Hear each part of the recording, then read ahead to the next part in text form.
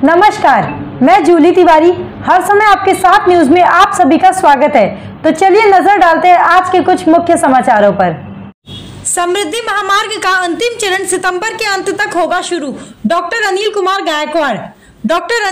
गायकवाड़, उपाध्यक्ष और व्यवस्थापकीय संचालक MSRDC ने बताया कि सितंबर के अंत तक समृद्धि महामार्ग का अंतिम चरण शुरू हो जाएगा।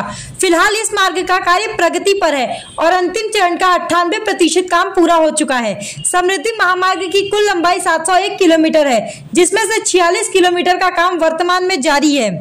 समृद्धि महामार्ग मुंबई से नागपुर तक फैला हुआ है और इसका अंतिम चरण इगतपुरी से सामने तक है। डॉक्टर गायकवाड़ ने यह भी बताया कि परियोजना का अंतिम चरण पूरा होने पर यह मार्ग यात्रियों के लिए पूरी तरह से खुल जाएगा, जिससे यात्रा समय में काफी कमी आएगी और आर्थिक गतिविधियों में भी वृद्धि होगी। उन्होंने कहा, हम इस महत्वाकांक्षी परियोजना के अंतिम चरण के कार्य को तेजी से पूरा कर रहे हैं और उम्मीद है कि जल्दी इसे जनता के लिए खोल भी दिया जाएगा। इस महामार्ग के चालू हो जाने से मुंबई से नागपुर की दूरी को कम समय में तय किया जा सकेगा, जिससे यात्रियों और व्यापारियों को बहुत लाभ होगा। महाराष्ट्रातल्या जनतेला कधीपासून शेवटचा टप्पा आता इगतपुरी टू आमने असा आमने हे ठाणे जिल्ह्यामध्ये वडोदरा मुंबई एक्सप्रेसवे जो आहे त्याचा स्पर आहे, तो JNPT पर्यंत जातो।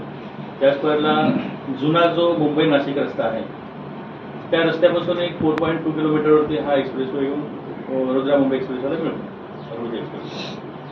तर इथेपर्यंतच्या रस्त्याचं 98% काम आता पूर्ण झालं आहे, त्या 4 किलोमीटरचं शेवटच्या टप्प्यात। आणि दुसरा जो 4.2 किलोमीटरचा जो एक स्पर आहे VMEचा, तो पण MSRDCच करते आहे, कारण समृद्धी महामार्ग पूर्ण झाल्यानंतर परत इकडे कनेक्टिव्हिटीला त्रास होऊ नये म्हणून NHAIकडनं ते पण काम आम्हीच हाती घेतलेलं आहे। आणि हे सगळं काम जे आहे ते सप्टेंबर एंडपर्यंत पूर्ण होणं अभिप्रेत आहे।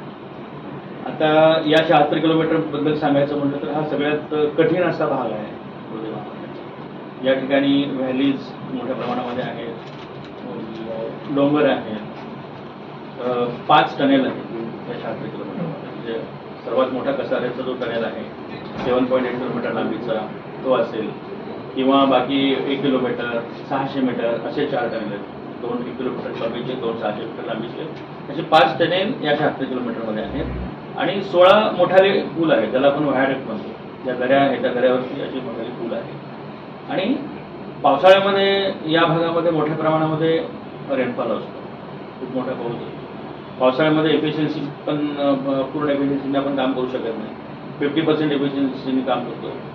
मध्यंतरीच्या काळामध्ये कोविडच्या 2 लाटी येऊन गेल्या, ह्या सर्व 2 लाटीचा म्हणजे मुळे विलंब किंवा बाकी मान्सून याच्यामुळे विलंब, तरी पण या पॅकेजेसचं काम आम्ही खूप फास्टेस्ट असं पूर्ण केलं आहे। म्हणजे आपण जर विचार केला तर साधारणतः 19च्या पावसाळ्यानंतर या कामाला सुरुवात झाली आहे। आणि आता समजा आपण हा पावसाळा 24 धरला तर साधारणतः हा 5 वर्षाच्या काळामध्ये एवढं महाकाय काम जे आहे या पॅकेजचं पूर्णत्वास आलं आहे। आणि सप्टेंबर एंडपर्यंत मला वाटतं की हा मार्ग वाहतुकीसाठी खुला करता येणं शक्य होईल। तो आज के लिए बस इतना ही। कल फिर मिलेंगे इसी समय इसी चैनल पर। तब तक के लिए मुझे दीजिए इजाजत। धन्यवाद।